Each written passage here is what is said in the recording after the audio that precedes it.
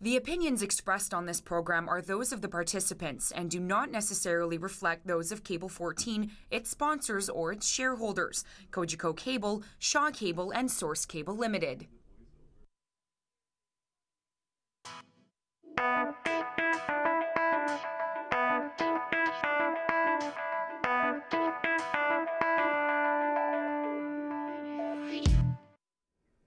And welcome to Council Edition for Wednesday, September 19th. I'm Doug Farraway. On today's show, it's your chance to hear from one of our Hamilton City Councillors about what's happening in your city, at City Hall, and within his or her ward. This week's guest is Ward 7 Councillor Scott Duvall. Good to see you again. It's only been a couple of days.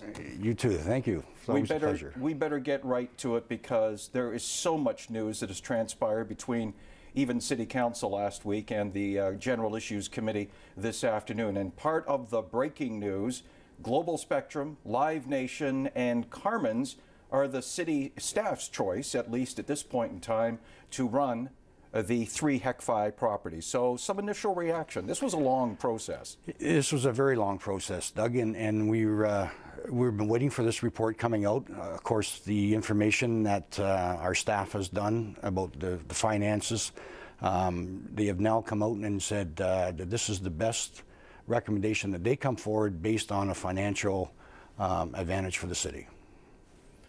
And we have to point out for our viewership, this still has to be debated, still has to go before a full council meeting, but this is perhaps the biggest step so far in this process. Absolutely.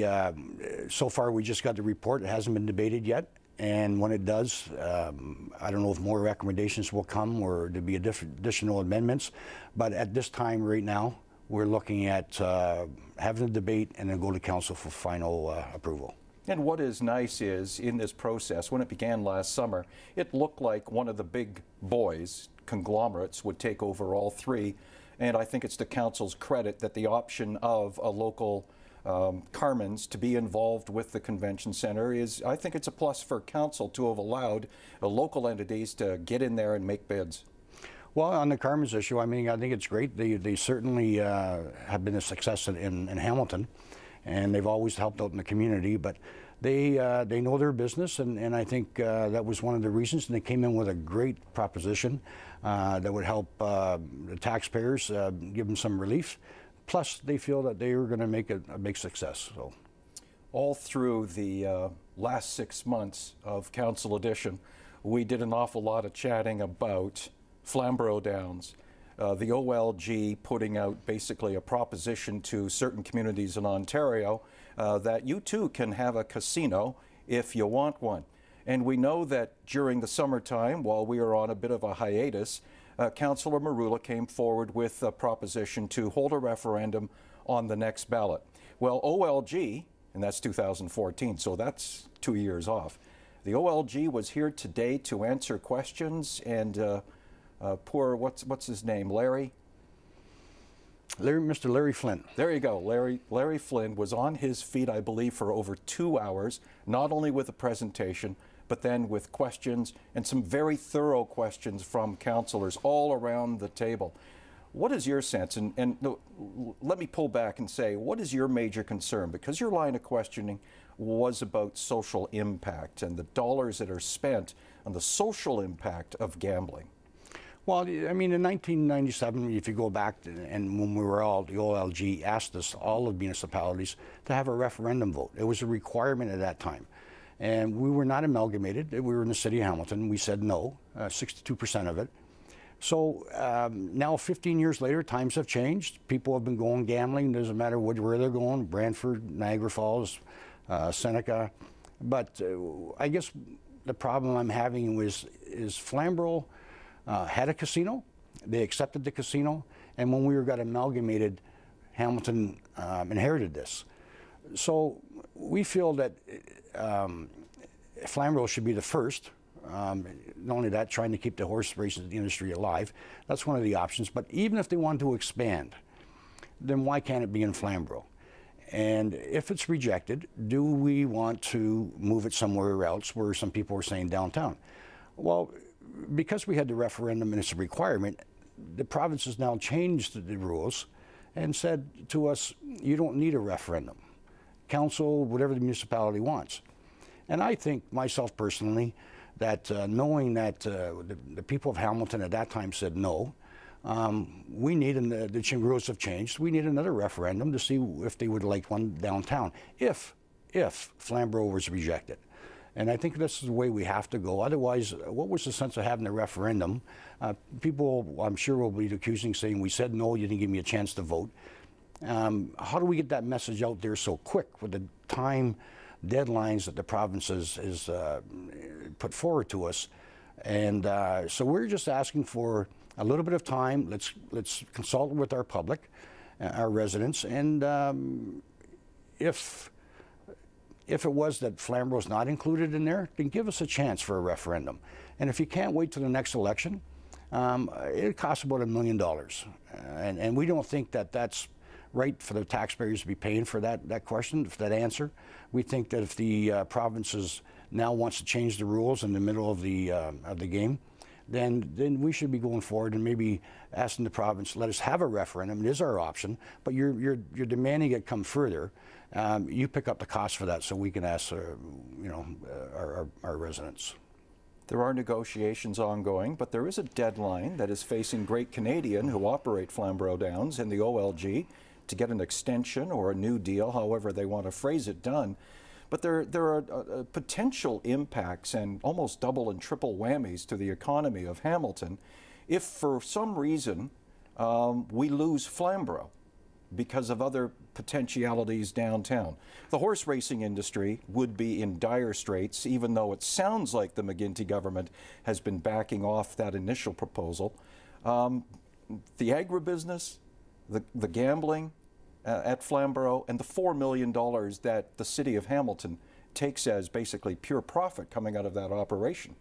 There's a triple whammy if all of this falls apart. And listening to the question today at GIC, there's, on the one hand, we don't want to lose Flamborough Downs. You have voted unanimously that that's your #1 priority.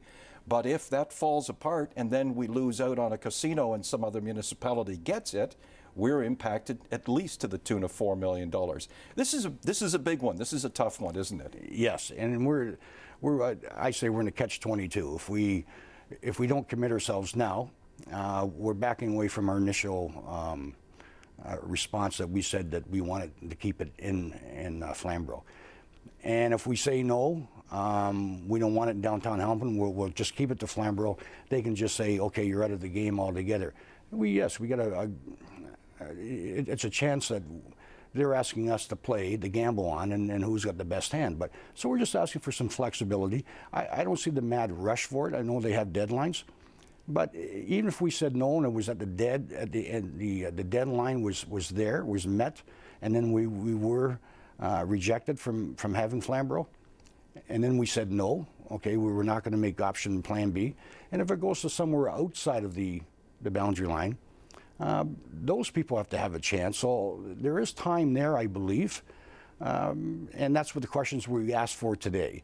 We asked them to go back. There was a lot of good questions and answers that Mr. Flynn gave us, but then it made us more curious of what's actually happening here. And some of the questions that most of the councillors asked are now going back to the drawing board and saying, we need these answers so that we can make the best decision possible.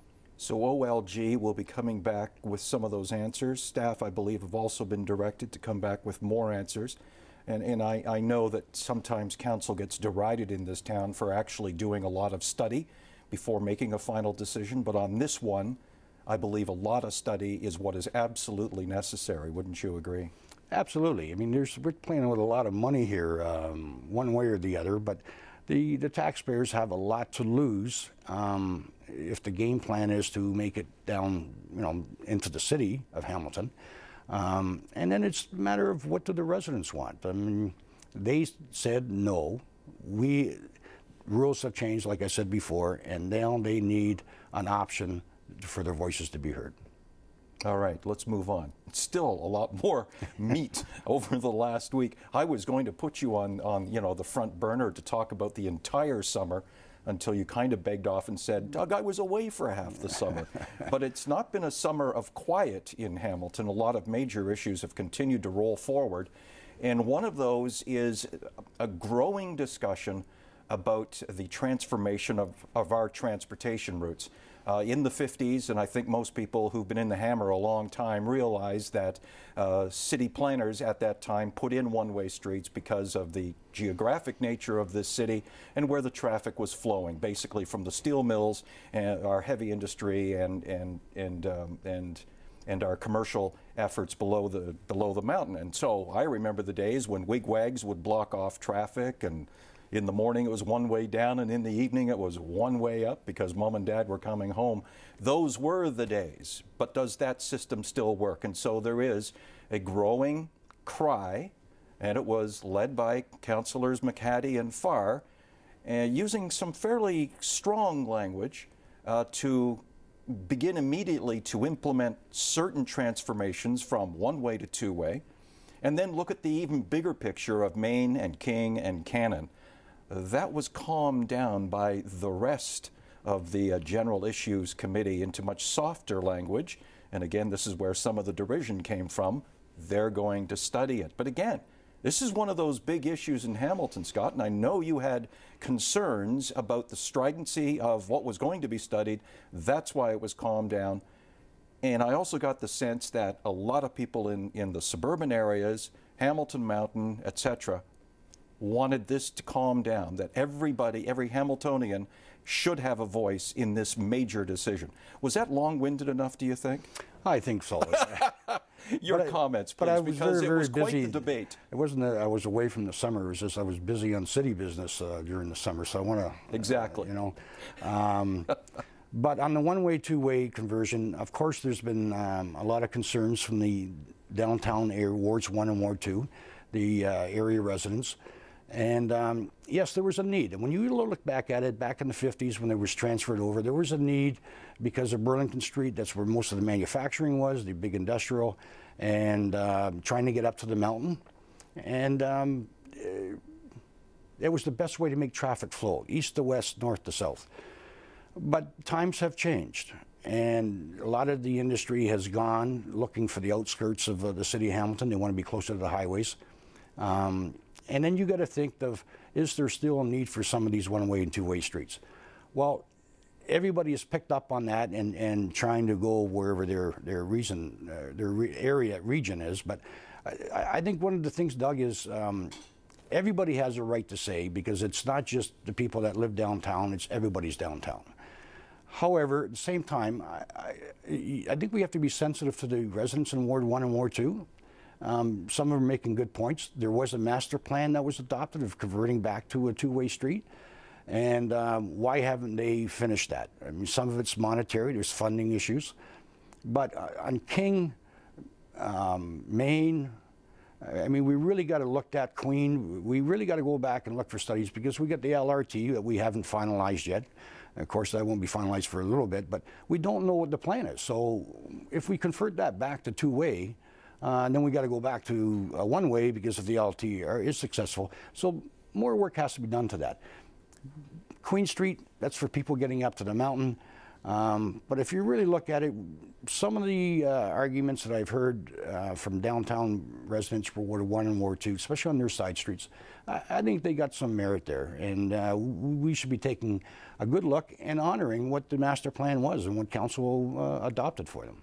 And in this case, study again is what is necessary, especially with that wild card of the LRT. And one of the complaints you often hear, I'm sure, is, well, you went in there and you did all that work and then they tore it up to do some other work. And you can't do anything on King and Main until LRT is determined by City Council. I fully agreed. And then I've heard a lot of success stories about John and James. But I want to tell you, and I've heard complaints from my ward residents, James North has been a success. I hear that all the time.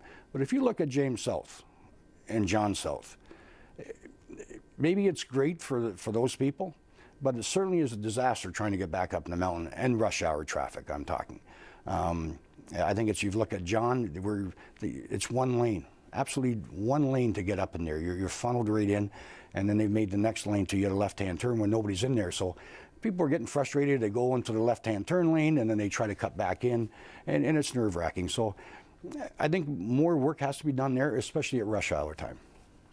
Now, I know you don't sit on planning, and you're probably glad over the last week you don't sit on planning. A planning issue did come to City Council last Wednesday, 121 Fiddler's Green, which has been before planning several times. It's going to end up as an OMB fight. But I guess the larger question is, and that was a 2-hour debate as I recollect, just the planning issues at Council last Wednesday. Planning has met again this week. And it was a very contentious day again, because here we were talking about Linwood Hall again and their attempts to move to Augusta. Now, like I said, I know you don't sit on planning, but landlords in the city are outraged by a city push to license old homes and small buildings with 6 or fewer rental units. The landlords are claiming this license fee will be a cost that flows right through to the tenants. Another ramification, some are saying fewer rental units available in the city where there is currently a waiting list of close to 6,000 people for affordable housing. So why, for our viewers, is it necessary, and I'll go back to Augusta and all that in a minute, but why is the city determined to license these landlords with 6 or fewer units? Most of it is because we have an increase of complaints, and we had a project compliance on where we're taking a proactive stance to some of the complaints that we're receiving in our office and our bylaws that they've been going to on the condition of some of the resident housing. Now, I have to be honest, okay, we have good landlords and we have bad tenants. And we also have great tenants and bad landlords. So we have to look at this, and we, after the study, staff had thought, well, let's license these people, and because there are so many illegal houses that's been brought into 2 bedrooms or 3-level housing. And they're living in conditions where I've even seen where no heat. The landlord says, well, you know, this is what kind of a deal we're going to make. They give them a little bit off their rent, but it's those people themselves that are complaining. So once the complaints goes forward, it has to be invested by bylaw, and then we find out the person is running an illegal property. Homeowners, single resident homeowners, they're upset because they thought they moved into single housing, and now somebody has purchased a housing for an investment, has made it into a 2-bedroom or a 3-bedroom used for student housing. Yes, the residents of Westdale and around Mohawk College know all about the phenomenon, don't they? Exactly, and it's very, very frustrating. So I guess they're trying to balance it out, but you got the landlords just saying, and I heard it yesterday in some of the debates, they go out of their way, and even some of the councillors were praising these people for the way they keep their properties. So those people are saying, why should I be hurt? Why should I have to go through a licensing? And then what happens if you get a license, there's a complaint, maybe they go through, the inspector says, you know what, you haven't met the fire code, you haven't met this, everybody gets involved. The person's got to make $20,000 to $25,000 improvement. He said it's not worth it. Now all of a sudden he says, okay, I'm not going to bother renting this unit no more. We got a person that's looking for housing, and we got a shortage of the housing stock already. So they're going back for some more information that was brought up yesterday concerning the fee. What kind of a fee is this? Because if it's a large fee, they've already told them they're going to put this on the backs of the tenants. And some of these tenants, they don't have much to live on. I heard one person say yesterday that most of his tenants takes up 70% of their income. And that's for, you know, we're not talking a big amount of money, maybe $500 in rent. So this will hurt the people. And I think we got to find a better balance. But then we heard from some from the good landlords that this is a good idea, but maybe they're not effective because they're big high rises.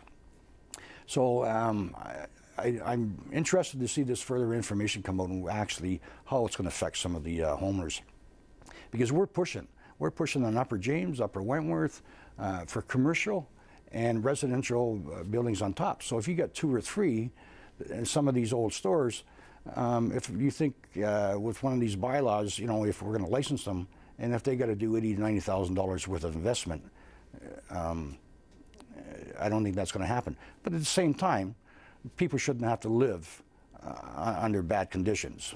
You know, I think everybody should be living just like the normal house owner. If the normal house owner doesn't have to put fire trap doors because, you know, he's renting his bottom property out, but his family's living down there or something, then the other person's saying, why do I have to put one in? So there's got to be a balance to it.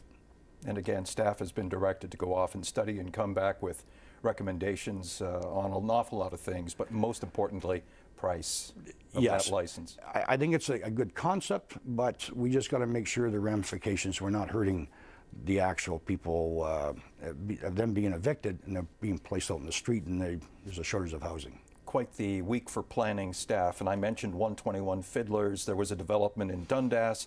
The Linwood Charlton great debate where staff were lambasted by several councillors yesterday for their presentation and how they want to present that case at the OMB. Look, I said to you before we even got in here, our staff right now in a rock, in a hard place. City Council is fed up. Some of them said it last week at Brenda and Brad Clark. Last week at Council, fed up, drawing the line in the sand. No more variances, no more of this, that, and everything else, because it doesn't conform with what we want Hamilton to be. And yet the province has a big word out there called intensification. Rock in a hard place for our staff? Yes, it is, and for the residents in the area. So on the Linwood, I know it was debated yesterday, but we sent staff back when it was going to the OMB because council voted to protect our bylaw, our radio separation bylaw.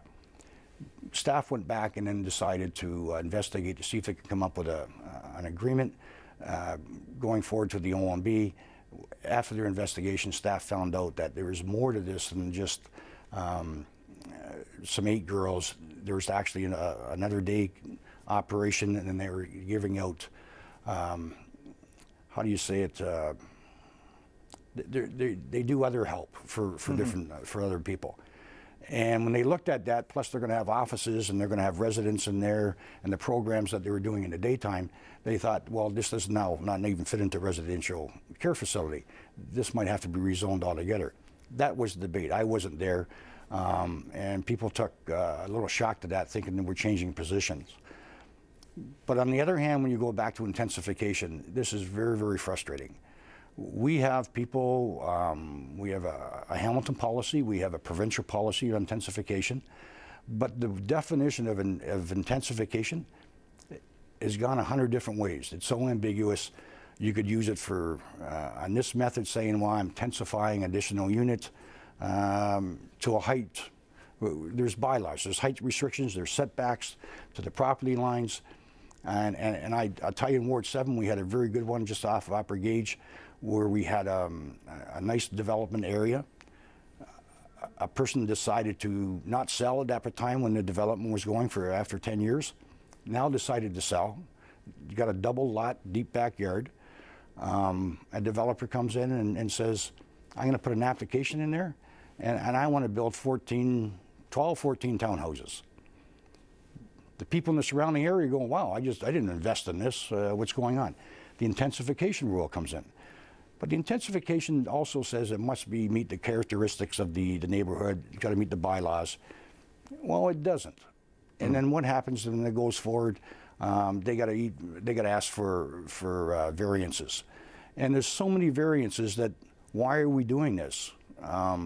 It doesn't even meet the scope of the area residents. But then they say, well, we have to intensify.